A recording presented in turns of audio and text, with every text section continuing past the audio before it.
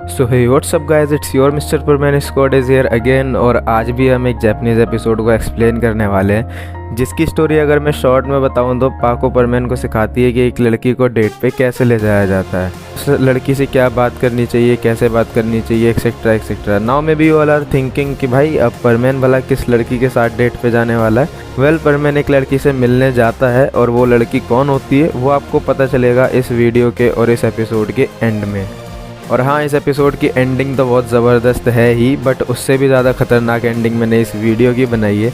तो वीडियो को बीच में छोड़ के मत जाना, क्योंकि असली मज़ा तो वीडियो के एंड में ही आने वाला है।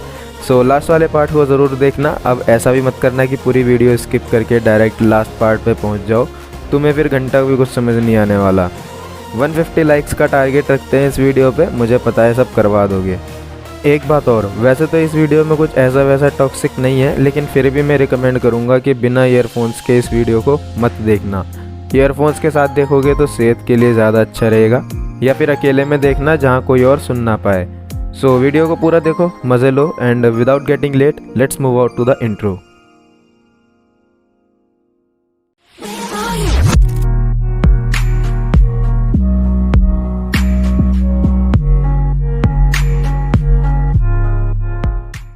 सो गाइज़, एपिसोड की स्टार्टिंग कुछ इस तरह से होती है कि 3 लड़कियों का एक महिला मंडल, जिसकी सरदारनी है मिस मिचिको सावाडा, और दूसरी ये भाई इसका बैंगन जैसा मुँह है लेकिन इसका नाम नहीं जानता मैं, सॉरी, और ये तीसरी भाई चश्मे वाली गांको। तो ये तीनों मिलके परमैन की बहुत तारीफ़ें कर रही होती हैं।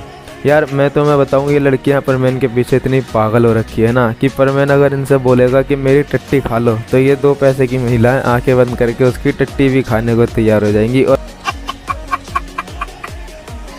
सोया, ये तीनों परमैन की बहुत तारीफ़ें कर रही होती हैं। लाइक परमैन ये करता है, परमैन कितना अच्छा है, परमैन सबकी मदद करता है, परमैन इतना अच्छा हगता है, और भी पता नहीं क्या क्या बके जा रही थी।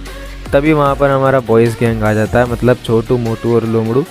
अब छोटू मोटू तो समझ गए होगे कबाब और साबू हैं, लेकिन लोमड़ू मैं बताता हूँ, ये लोमड़ू टाइप के लड़के ना, इनके थोपड़े में एक चोंच निकली होती है लोमड़ी जैसी।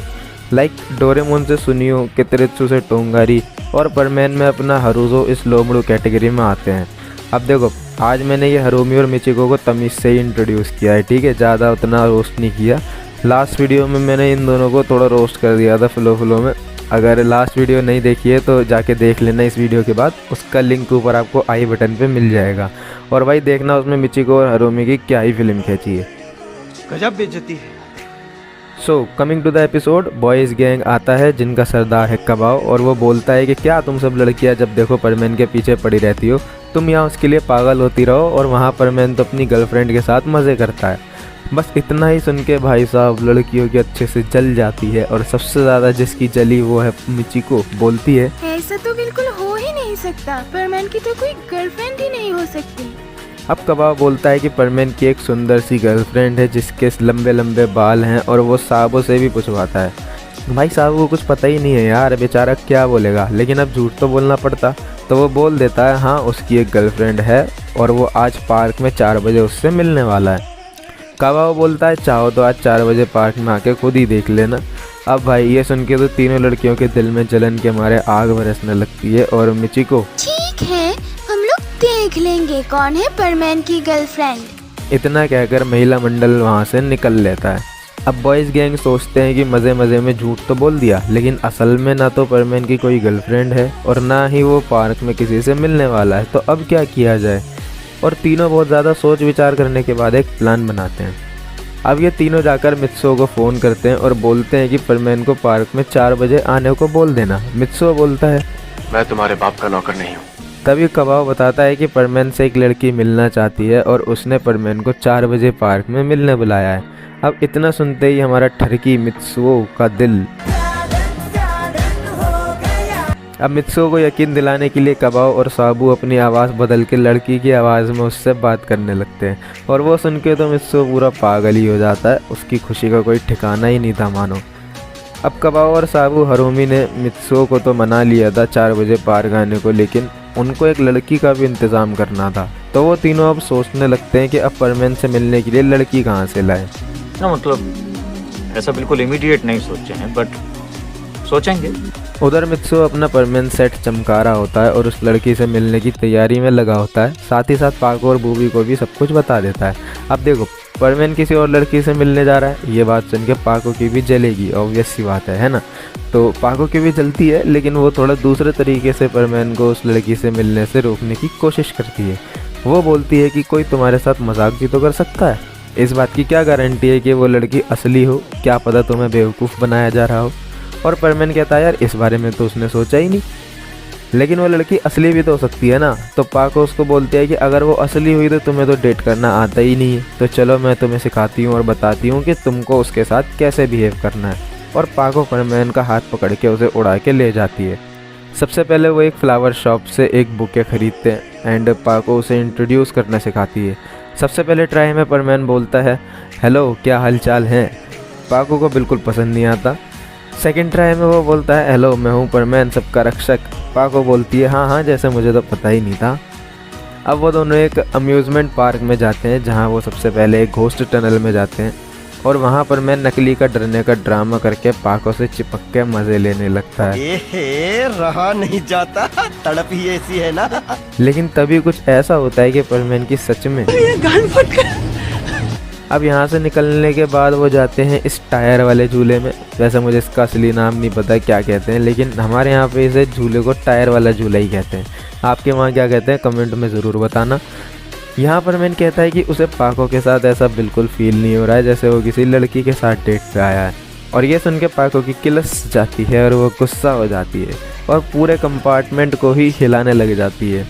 इसके बाद अब वो जाते हैं रोलर कोस्टर की सवारी करने। शुरुआत में तो दोनों मज़े से बैठे रहते हैं, लेकिन जैसे ही रोलर कोस्टर स्पीड पकड़ता है परमेन और पाको की दोनों की फटके चार रह जाती है। और परमेन का तो रिएक्शन, जो इसमें आया। अब जैसे ही वो दोनों रोलर कोस्टर से बाहर आते हैं परमेन का सिर चक्करों से घूम रहा होता है और वो टेढ़ा मेढ़ा डांस करने लगता है चक्कर की वजह से। तभी परमेन और पाको को वहाँ आए हुए बहुत सारे बच्चे घेर लेते हैं और उसके बाद वो दोनों सब बच्चों को हवा की सैर कराने निकल पड़ते हैं। अब परमेन बोलता है पाको से कि ये तुमने मुझे कौन सी मुसीबत में डाल दिया है, कहाँ फंस गया मैं तुम्हारे साथ आके। पाको जवाब देती है कि साले तुझे ही तो लड़की घुमानी थी ना, तो अब भुगत खुद ही। और ये सुन के परमेन की बोलती बंद हो जाती है। अब फाइनली 4 बज जाते हैं और परमेन या उस लड़की के आने से पहले पार्क में कुछ और लोग पहले से मौजूद थे। और वो लोग कौन थे? एक तरफ रोबोट मित्सु और बूबी और दूसरी तरफ था महिला मंडल, जिसकी सरदारनी मिचिको, ये बैंगन जैसे मुँह वाली लड़की, और वो चश्मे वाली गांको। आज के इस परमेन का पर्दाफाश होके रहेगा, देखते हैं ये किस लड़की से मिलता है। और अब फाइनली आती है वो घड़ी जिसका सभी को, इवन आप सबको भी बेसब्री से इंतजार है कि आखिर कौन है वो लड़की जो परमेन से मिलने वाली है। क्यों लड़की का पिछवाड़ा देख के दिल में लड्डू फूटने लगे ना ठरकियो। बड़ा हरामी हो। अभी तुम्हें 440 वोल्ट का झटका लगने वाला है, क्योंकि परमेन जैसे ही उस लड़की के पास जाता है और वो लड़की पीछे पलटती है।